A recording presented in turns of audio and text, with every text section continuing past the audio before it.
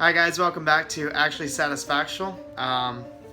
This video we're doing this week is a little bit of an update on what's kind of going on with our videos in the future. And also we're going to do a Q&A with a cast member, which is me. And some of you guys have sent a couple of questions to me. Through Twitter. Through Twitter and Instagram. The other ones I kind of pulled out. I've seen a lot of cast member Q&A videos, and they're all like pretty like generic. Like, how do you get in? What is the interview process like? And so I tried to pick some questions that like I haven't seen really answered so far. Some things that some people might like really want to know about what like it's really like to work there. Yeah, so we got some pretty good questions. But yeah, we'll go ahead and start. So basically, some of the videos we already put out is from our trip, which was it was in June, yeah. It stretched for about 2 weeks. We didn't really know exactly if we wanted to do a channel then. So we kind of did some videos, but it was actually it was late in our trip that we started doing videos. We wanted to do it from the beginning, but we got so wrapped up and excited in being there that we just never did. So the videos we did a little bit later on, most of them are kind of like ride-throughs, like half rides. Like we did a few live on our Facebook. We pulled some of those videos, and then the other ones are just from whatever we decided to do that day. Yeah, so we have some other videos we could put up, but they're not as interesting because there's like no talking, which is something that we want to do within our next videos going to Disney. We're doing some of the other things we might be doing. We're going to be talking a little bit more in them, and it'll be a lot more fun, I think. Yeah. It'll be a lot better videos. We also decided that for right now, until we move down to Florida, we're going to try to put out a video a week, maybe two, just depending on how much material we have, things like that. So look for it on Monday afternoons around 6 Eastern time. We kind of picked that day so that way if you your first day back to work, you're kind of having a Monday blues and you want to watch something Disney, hopefully we'll have a little update for you guys to watch. Alright, so now we'll get started with the questions. We have 12 questions. The first 10 questions are from me, and then we have 2 that we got from Twitter. So the first question is, what is the overall experience like being a cast member? I think being a cast member, you get kind of held to a high standard from the public eye, but also I think working there, you do it to yourself. I think a lot of people see it also as like being all rainbows, which a lot of times it is, but you're going to have crappy days. It's just like another job. You're going to have days where things are just not going right and you're just not having a good day. And you'll have guests that yell at you. You'll have a lot of different guest situations. But I think for the main thing is when you have people that come up and you do something that makes their day, or you know that they're having a great time, or just any kind of interaction or a thank you, it makes up for all the bad. I think one nice interaction with the guest makes up for 5 bad guest experiences, in my opinion. But overall, just being a cast member, at least for me, has been an incredible experience, and it's very enjoyable. Next question, here's a little bit of background. He did the Disney College program, and he went seasonal, and he's been seasonal for almost 4 years. So what does it mean to be a seasonal cast member? Hard work.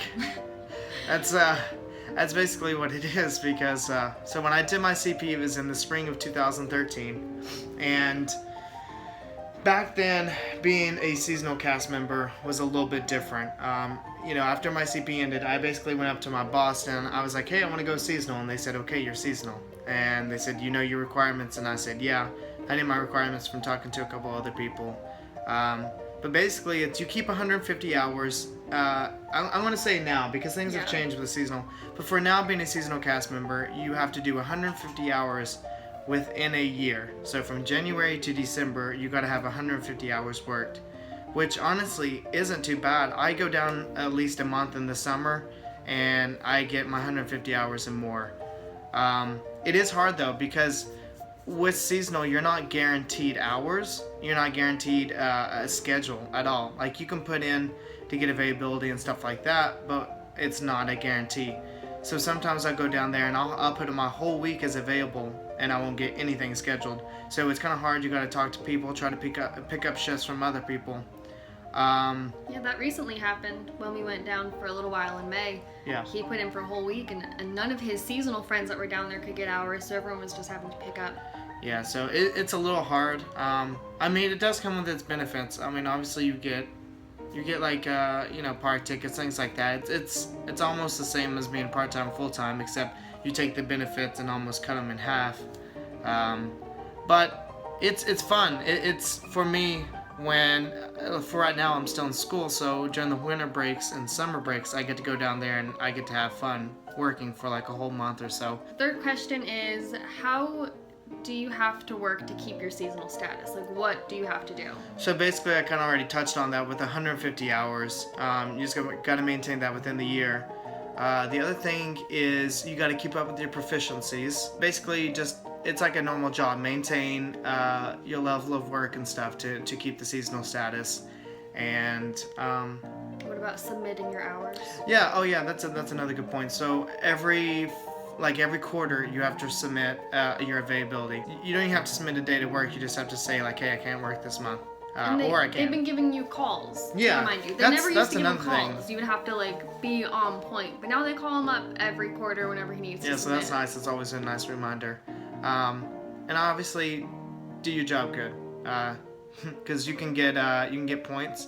Which a couple of jobs around the world has like a point system, where if you show up late or this or that. So basically, you don't get too many points, and it's pretty easy to keep seasonal status. Honestly, it's pretty darn easy. What is the costuming process?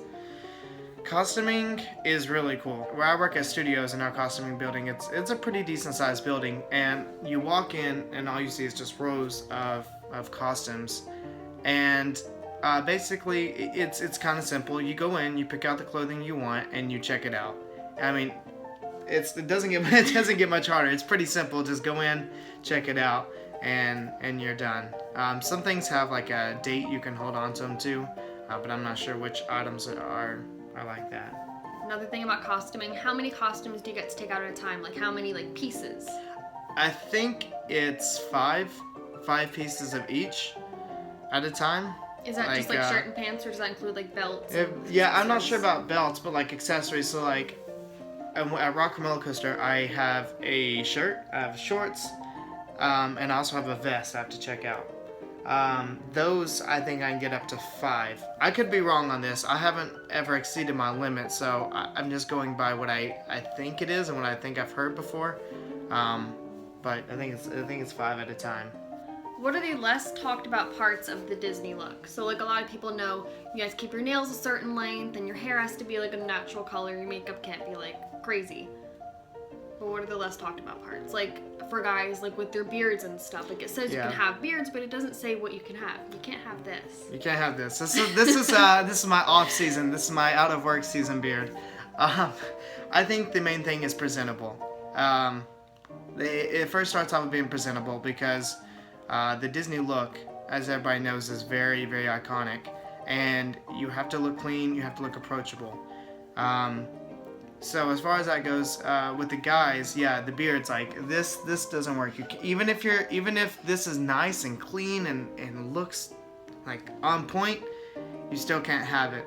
You can have goatees, you can have this. If I don't have anything on the side of my head, you could have this. That's about it. You can have full beards, but they gotta be neatly kept. So they can't be like crazy long beards. It can be a nice, just flush covering of your face type beard. Like I said, goatees. Or clean shaven. Or clean shaven, or just a mustache. And that's it. A lot of things, like with the goatees, you can't have missing spots. So basically, if you don't have any hair from like here to here, you have a mustache and just like, like a chin goatee or whatever, you can't have that. It's gotta be fully filled in. Another thing is it's also got to be full looking. So if you're like me and your beard kind of struggles with looking full, it's probably not a good idea to try to have a beard. As far as girls go, basically your nails have to be, a neutral color. Unless you're working in food, you can't have anything. One thing I think is something nobody talks about are necklaces and And Like rings. jewelry. Yeah, jewelry in general. So basically with jewelry in general, it goes, you can have a wedding ring on, or rings that are significant. Not like, oh, look at this ring, like I think it looks really nice. Like oh, it big has flashy like flower. yeah, oh, like I have a guitar on this ring and I work a rock and roller coaster, so it matches. Like it can't be like that. It has to be more of like significant meaning and subtle. Thanks, that's a good word. Yeah, you can't wear necklaces at all. You can wear them as long as you can cover them up, as long as they're not visible. And same goes with tattoos. You can have tattoos. I think that's the most common misconception of Disney. And you're going to find a lot of videos on YouTube about, oh, I can't work at Disney because I have tattoos. That's wrong. That is completely false. You can have tattoos almost anywhere as long as they can be covered up and presentable. So, I'm not sure about face tattoos. So if you have a lot of face tattoos, I'd say that's probably a no-go. But from the neck down, you can cover it up. And I say this because I know a lot of people at my job that have tattoos, but they either wear arm sleeves, or they'll put band-aids, or they'll put foundation on. They'll put some kind of makeup. There are ways to cover up and still look presentable and still be in the Disney look. So if you have tattoos and you're considering working for Disney, but you've seen videos like, oh, you can't have tattoos, that's completely wrong. That is absolutely wrong. So definitely something to make sure you keep in mind is a lot of things in the Disney look you can work your way around and be in that Disney look per se. So what kinds of Disney-based discounts do you get? Just Disney-based. Disney-based goods. Okay. Good. So it's good. So working for Disney does have its benefits. But one of the benefits is definitely you get the intro level. When you first start off at Disney, you get what is it, 30? I think 20. No, 20. I'm sorry. 20. It's 20% when you start out of merchandise at all Disney locations. And then if you've been in the company for 3 years and you've held that same 3-year status, so not going from part-time to full-time or seasonal to this, if you maintain a 3 years of part-time or 3 years of seasonal, 3 years of full-time, then your percentage gets bumped up to 35%. And in the Christmas and like seasonal times, you get 40%. Everybody gets 40%, which is really nice. It lasts for a while. It'll start like late October. Yeah. And it goes until January. Yeah. Well, I think late January or early February. But honestly, Disney does a lot for their cast members. I don't think that gets talked about enough. The kind of benefits and the things they offer. There's a lot of great things in Disney that you can receive as a cast member. But yeah, so Disney offers a lot to their cast members, and there's also discounts on like food places, food locations. It varies on the discount. And not a lot of quick service. Yeah, they don't really let you do quick service, but full service, and everything. With snacks, if you get like a Rice Krispie treat at like a store, that you can get a discount on that. But if you're at just a quick service place, then there's nothing on food. I think that's kind of important to note because a lot of people are like, oh, well, I have a discount, but you can't do it at quick service. You can only, if it's a merchandise location, then you can do it there. Yeah, there's kind of like a weird line there. So like if you go to the confectionery at Main Street, so it has food, but it sells food. It's a store, so you can buy it off. That doesn't come from behind the counter. So that you do get a discount on, which is pretty cool. So places like that. But yeah, so you get on food locations, also on resorts. Disney also offers discounts on resorts. One thing though is, what's great about this is you get great discounts with Disney. The Walt Disney Company gives you, honestly, I think one of the best discount systems in all of the companies in the world, because it offers a lot. Yeah. But the downside is, if you're like me, you're basically giving your paycheck back to Disney. So every time I get a paycheck, I'm like, yeah, okay. What can I buy? What can I buy? I get a discount on this. I might as well. So basically, I'm giving Disney my money back. It's like, here, I'll work for $3 an hour as long as I can buy things, and we'll be good. What non-Disney discounts do you get? Oh, okay. Like partner companies. Yeah, Disney so have a lot of they have a lot of partner companies. I honestly haven't really looked into a lot of them.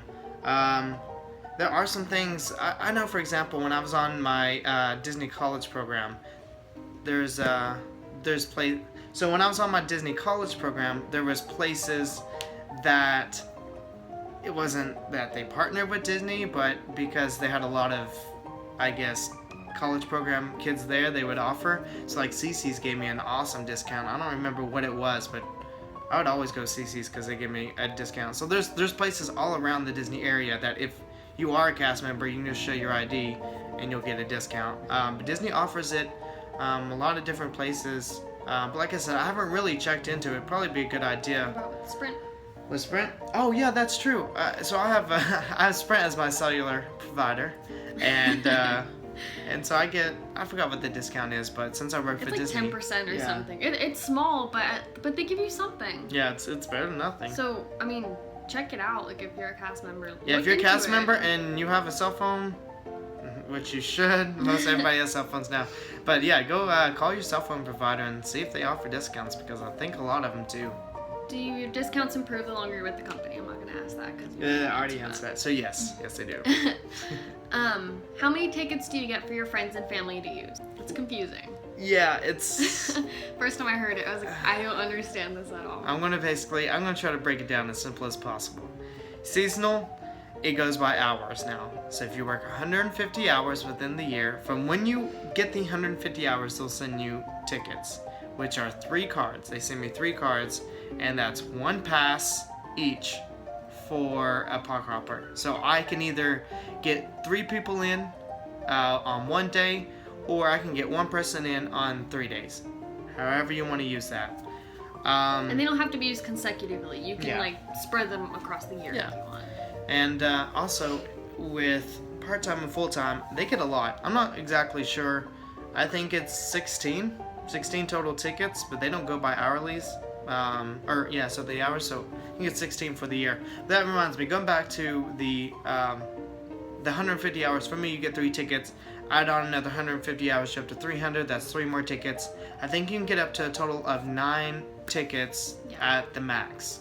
So that's pretty much how it goes with tickets. Tickets. Yeah, and so I get one complimentary ticket a year, 1 or 2, and it's whatever you want to use it on. So it's no blackout dates. Yeah. You can let your friends use them if you want. You just have to go up to it, like at Magic Kingdom, the Ticket and Transportation Center. We've had some people ask how we know the cast members. Some people don't even care. You just print out the ticket. Yeah, I would suggest if a cast member is saying, hey, you want this complimentary ticket, I would suggest asking that cast member to go with you, just to get you the ticket itself, because it's a paper form. You have to print it off. But I think it just helps Disney out, and it helps keep some of that selling tickets online, which is illegal, or selling tickets in general. So I think that kind of helps, But you don't need them. And the comp tickets are also, they don't have any blackout dates. There's no restrictions on the comp tickets. So one year when we went to Star Wars weekends, he was blocked out because it's such a big pull for people, and Disney sells a lot of Star Wars weekends tickets. So he was blocked out, but I had a regular ticket so I could go. So he used his own comp ticket on himself to get in for Star Wars weekends. So cast members do get blocked out. Yeah. During the big times, you can get blocked out. So, but honestly, this year the blockout dates have been almost non-existent, which has been good. There's a few weeks every once in a while, sometimes around Christmas time or whatever, but most cast members don't want to go to the parks that time anyway. Yeah, it gets really busy. It's like, okay, you'll do it once in your lifetime, and it's like, okay, I'm good. I'm good. So the next question is a Twitter question. It's asked from Dole Whip Daily on Twitter, so thank you. We're going to put your little name there. His question was, what is your favorite story of when you did something extra for a guest that helped them experience the magic of Disney? Okay, so I was talking to Amanda about this earlier, and this question is kind of hard, and the reason why is because I've had a lot of great guest experiences and a lot of things I've done for guests, but for me, I know a lot of cast members will remember the story exactly, they'll storytell it over and over to where it's burnt in their brains, but for me, it's not. I don't do these things to. It's just it's where your location is. Yeah, it's where your location is, and I don't do these things to show off or look at me. I do it to help out the guests, and I just think that that's how Disney is. Disney is known for that, for their excellent like cast member service. Really, it's just not something I like to like flaunt about. I mean, working at Rock and Roller Coaster, like you can't go hand out fast passes to everyone who gives you a sad face. Yeah. There's special moments kind of come here and there with certain roles. So if you're working, I don't know, like Main Street or something, it's gonna happen a lot more. There's a lot more people going there, and there's a lot more like going on with like characters and stuff. Yeah. But when you're at Hollywood Studios and Rock and Roller Coaster's in the back, people just want to get on the ride. So there's not a lot that happens. Yeah. But you have a good story. But I have a pretty good story. And it actually happened recently when I was there in this past June. I had a family come running up to the Fast Pass line. That's where I was ended up closing. And I just made my last call, like, hey, we're closing now. If there's anybody out here that wants to ride, come on up. And I see these people like running down the courtyard. And they come up and they're like, heavy breathing. It was like two of them. It was like a couple, I believe. And they were like heavy breathing, saying like, they just got into the park and they were running in, trying to do Rock and Roller Coaster, but their family's behind. Like, are they going to make it? And I was like, well, how far are they behind? This is our last call. Like, just let me know. And so they're like, okay, they'll be here. They should be here right around the corner. I was like, okay, that's fine. Like, I was like, I'm gonna have you go ahead and step in this line, because if I let a couple people come in late, then it lets everybody like, hey, like, oh, let's go, let's try to get over there. So I let them in, and they're waiting there, and a couple minutes comes, nobody's coming around the corner. They're calling. They're like, oh yeah, they said they're on Sunset. They're running this way. I'm like, okay, they should be here in a second. A few more minutes pass by. Still no. It's about 8 to 10 minutes past closing. Past like when we're supposed to be closed. And here comes the rest of their family come down. And the rest of their family was not in a great shape to be running through the park just to get on a Rock and Roller Coaster. So I told like an older-ish, like you don't really want to have those people running across the park. Yeah. So I was like, okay, this is fine. I was like, come on in. And when I let them in, I finished coming up, doing all the rest of my task to close. I was still waiting there as they got off the ride, and they just thanked me so much for letting them come back through, and they were telling me about their whole vacation and how it's went and all this, and so it really made me feel good that it made me stay a little bit extra, but it made somebody's night. They were so appreciative. Yeah, they were very appreciative. I would be happy if someone let me do that. How many times have we run up to a ride and they're right there? It's like, in front of us. Oh, like what was it? Splash Mountain. We just got off Splash Mountain. Whole big ordeal with the store trying to get a picture frame. If you ever want, okay, if you the story about the picture frame is crazy. So if you ever want me to tell it, just let me know. It's pretty funny. Yeah. But we missed Big Thunder Mountain. We were running out of Splash Mountain, and he was like... No, what happened is I get up to Big Thunder, and they're still letting people in, and I look back, and Amanda and her sister and her sister's husband were like slowly walking. I was like, come on, guys, it's still open. And here they come, finally coming up to me, and we get there, and the guy closes the chain. I was like, no! So yeah, we've had a couple experiences of getting so close, but yes, so far. So it was nice that that they got to go in, and they thanked you so much. Yeah, that's nice. I love thank yous. Simple thank you is perfect. Okay, so our next question's from Twitter, and I've never heard of this before, but I'm glad it got asked. I like getting asked weird questions that people really think this stuff about cast members. So it's asked from Hazel. Her ad is @floor_charms on Twitter. Do you really have to pick another name if yours is taken for the cast member name tags, and how do people decide on their second name? So, Hazel, if you're watching this video, I don't know if somebody's told you this before or if this is just like something you thought, but yeah, so you can have whatever name. Like, if somebody else has your name at your location, you can still have your same name. Like, don't worry. You can choose to put like a last name initial on it if you want to. You can also do nicknames as long as they're appropriate. Like, you can't I can't have on my like name tag like, I don't know, Donald Duck. Yeah, like Donald, like or like work. like shorty. Like Yeah. you can't have things like that. But you can have nicknames, and you can have where you're from. It can be You can change the wherever, location. really. Like for a while, he had Hollywood Yeah, or Los Angeles I had because Los of Rock and Angeles, Roller Coaster, yeah. and then he changed it because too many people were asking him Yeah. about California. We've never been. So I'm really big into theming, and I'm like, hey, like, you know what? I'm gonna get Los Angeles, cause hello, like, that's where I work. I work in Los Angeles, basically. So, but I've had too many people come like, hey, I'm from Los Angeles. Like, they try to ask me all these questions, and I'm like, okay, I feel bad. I can't do this anymore. I feel too bad. So I decided to change it back to my my hometown. But yeah, so you can put whatever name you want. Even if it's not biological and that's what you associate by, that's what you go by, as long as it's reasonable, you can do it. It's just kind of so people can like recognize who you are, like if you do something great or if you had a bad experience with a cast member, that you have like a name. Like Yeah. you can go to guest relations with the name and that sort of stuff. It makes it a little more personal. Yeah, it does. I think having a name tag in general is a great thing, especially with Disney. That's it. Awesome. that was a long Q&A, but Yeah. So expect this videos every Monday. Hopefully we'll have another one coming up next Monday.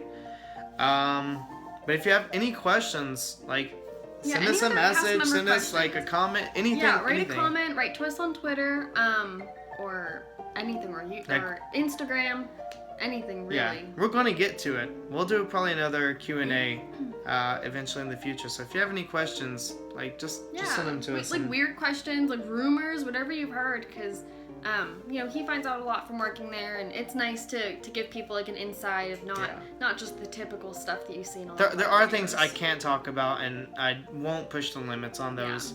But if it's a nice, reasonable question, I will definitely answer it. So yeah, if you like this video, subscribe to us, and we're going to be putting out some more awesome content about Disney, like I said. So just subscribe, and yeah, come back next Monday. We'll see you then. Bye. Bye.